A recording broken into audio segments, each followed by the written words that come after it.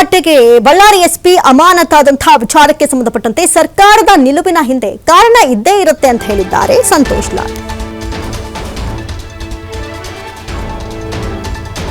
ಅವರು ಮುಂಜಾಗ್ರತೆ ವಹಿಸಬಹುದಾಗಿತ್ತು, ಗಲಾಟೆ ಆಗದಂತಹ ರೀತಿ ನಿಯಂತ್ರಣ ಮಾಡಬಹುದಾಗಿತ್ತು, ಘಟನೆಗೂ ಮುನ್ನ ಕೆಲ ನಿಯಂತ್ರಣ ಮಾಡಬಹುದಾಗಿತ್ತು.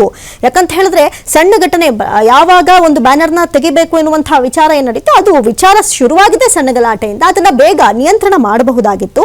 ಆದ್ರೂ ಕೂಡ ನಿಯಂತ್ರಣ ಮಾಡಿಲ್ಲ. ಜೊತೆಗೆ ಘಟನಾ ಸ್ಥಳಕ್ಕೂ ಕೂಡ ಎಸ್ಪಿ ಹಾಜರಿರದ ಕಾರಣ ಕರ್ತವ್ಯ ಲೋಪದಡಿ ಅಮಾನತು ಮಾಡಿ ಆದೇಶವನ್ನು ಹೊರಡಿಸಲಾಗಿತ್ತು ರಾಜ್ಯ ಸರ್ಕಾರದಿಂದ. ಆದ್ರೆ ಸರ್ಕಾರ ತೆಗೆದುಕೊಂಡಿರುವಂತಹ ನಿಲುವಿನ ಹಿಂದೆ ಕಾರಣ ಇದ್ದೇ ಇರುತ್ತೆ ಅಂತ ಹೇಳಿ ಈಗ ಸಚಿವ ಸಂತೋಷ್ ಲಾಡ್ ಮಾತನಾಡಿರುವಂಥದ್ದು. ಈ ಬೆಳವಣಿಗೆ ದುಃಖಕರ ಸಂಗತಿ, ನಮ್ಮ ಬಳ್ಳಾರಿಯ ಬೆಳವಣಿಗೆ ಸರಿಯಲ್ಲ, ಇಂಥ ಬೆಳವಣಿಗೆಗಳಿಗೆ ಪಕ್ಷ ಪ್ರೋತ್ಸಾಹ ಕೊಡೋದಿಲ್ಲ, ಇದಕ್ಕೆಲ್ಲ ಅವಕಾಶ ಇರೋದಿಲ್ಲ, ಇದು ತಪ್ಪು ಎನ್ನುವಂಥ ನಿಟ್ಟಿನಲ್ಲಿ ಒಂದು ಕಡೆ ಮಾತನಾಡಿದ್ದಾರೆ. ಯಾಕಂತ ಹೇಳಿದ್ರೆ ಏಕಾಏಕಿ ಎಸ್ಪಿನ ಅಮಾನತು ಮಾಡಿ ಆದೇಶವನ್ನು ಹೊರಡಿಸುವಂತಹ ಸರ್ಕಾರದ ಒಂದು ಉದ್ದೇಶವನ್ನ ಕೂಡ ಪ್ರಶ್ನೆ ಮಾಡಲಾಗ್ತಾ ಇತ್ತು. ಇದಕ್ಕೆ ಉತ್ತರ ಕೊಟ್ಟಿರುವಂತಹ ಸಚಿವ ಸಂತೋಷ್ ಲಾಡ್ ಸರ್ಕಾರದ ನಿಲುವಿನ ಹಿಂದೆ ಒಂದು ಕಾರಣ ಇದ್ದೇ ಇರುತ್ತೆ, ಆ ಗಲಾಟೆ ನಡೀದೇ ಇರೋ ರೀತಿ ತಡಿಬಹುದಾಗಿತ್ತು, ಉದ್ವೇಗದಲ್ಲಿ ಮಾತನಾಡಿದ್ದೇನೆ ಅಂದಿದ್ದಾರೆ. ಬೆಳೆಯುವ ವೇಳೆ ನಾವು ಕಲಿಯೋದು ಸಾಕಷ್ಟಿರುತ್ತೆ ಅಂತ ಹೇಳಿ ಇದು ಶಾಸಕ ಭರತ್ ರೆಡ್ಡಿ ಅವರೇ ಕ್ಷಮೆ ಕೇಳಿದ್ದಾರೆ ಎನ್ನುವಂತಹ ವಿಚಾರವನ್ನ ಕೂಡ ಇಲ್ಲಿ ಸಚಿವ ಸಂತೋಷ್ ಲಾಡ್ ಪ್ರಸ್ತಾಪಿಸಿದ್ದಾರೆ.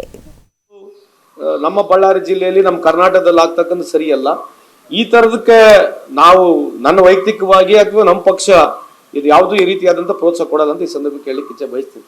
ಅಲ್ಲ, ಇದು ದುಃಖದರ ಸಂಗತಿನೇ. ಈ ವ್ಯವಸ್ಥೆ, ಈ ಬೆಳವಣಿಗೆಗಳು ನಮ್ಮ ಬಳ್ಳಾರಿ ಜಿಲ್ಲೆಯಲ್ಲಿ ನಮ್ಮ ಕರ್ನಾಟಕದಲ್ಲಿ ಆಗ್ತಕ್ಕಂಥ ಸರಿಯಲ್ಲ.